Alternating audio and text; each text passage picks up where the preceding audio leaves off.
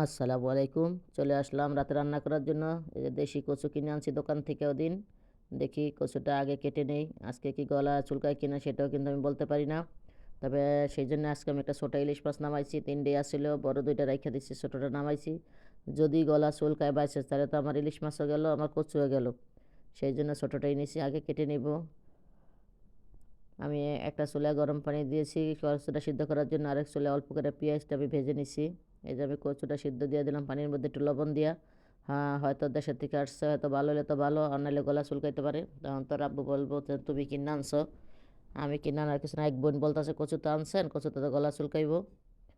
দেখি রান্না করে ওদিকে আমি পেঁয়াজটা ভাজার পরে আমি দিয়ে দিলাম হলুদ মরিচ আর পেঁয়াজ বাটা দিয়ে ভালো করে কষা, আমি মাছটা দিয়েও ভালো করে কষায় নেব একটু পানি দিয়া।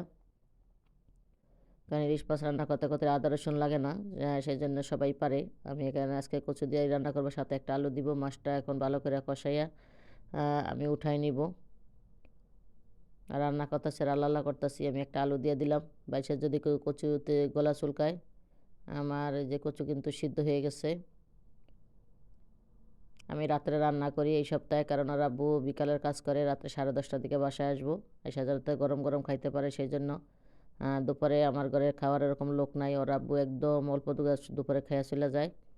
যা খাওয়ার রাত্রে এসে খায়। মেয়ে দুপুরে থাকে না, বাসায় স্কুলে থাকে, খায় না। ছেলে কাজে থাকে, শুধু আমি একা। তাই শীতের দিন আমার যা থাকে আমি ওভেনে গরম করে খাই নিই। আমি পরিমাণ মতো পানি দিয়ে দিলাম ভালো করে কষাইয়া। আমি কিন্তু ভয়ে আছি মাছ কি আসলে কি কচু চুলকায় কিনা। কচুটা দেখে মানে সিদ্ধ হয়ে গেছে মনে হয় প্রায়, দেখলাম মাছটা দিয়ে দিলাম, আল্লাহ ভরসা।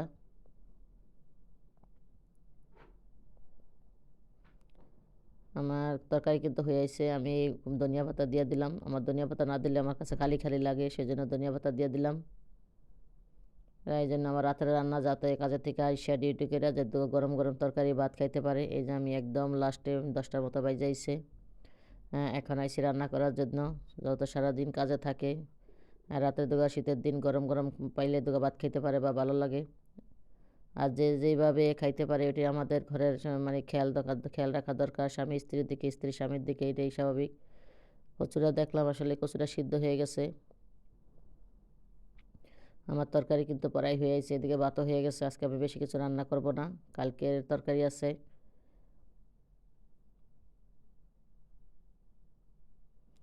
কালকে ডিম ডিম তরকারি রান্না করেছিলাম, ডিমের তরকারি রয়ে গেছে। তাই আজকে আর আমি কিছু রান্না করলাম। যে মেয়ে ভাত খাইব না, দুপুরে ভাত খাই না, এখন রাত্রেও খাইব না, সে আলুর চপ বানাইতেছে।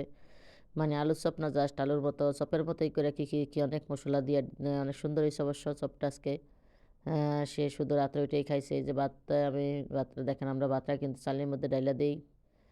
আমার তরকারি কিন্তু হয়ে গেছে। যারা আমার ইউটিউব থেকে দেখছে চ্যানেল সাবস্ক্রাইব করে পাশে থাকবেন, আর যারা ফেসবুক থেকে দেখছেন একটা লাইক কমেন্ট শেয়ার দিয়ে পাশে থাকবেন। দেন কালারটা কিন্তু অনেক সুন্দর হয়েছে, খেতেও কিন্তু অনেক দারুণ হয়েছে। আল্লাহ হাফেজ।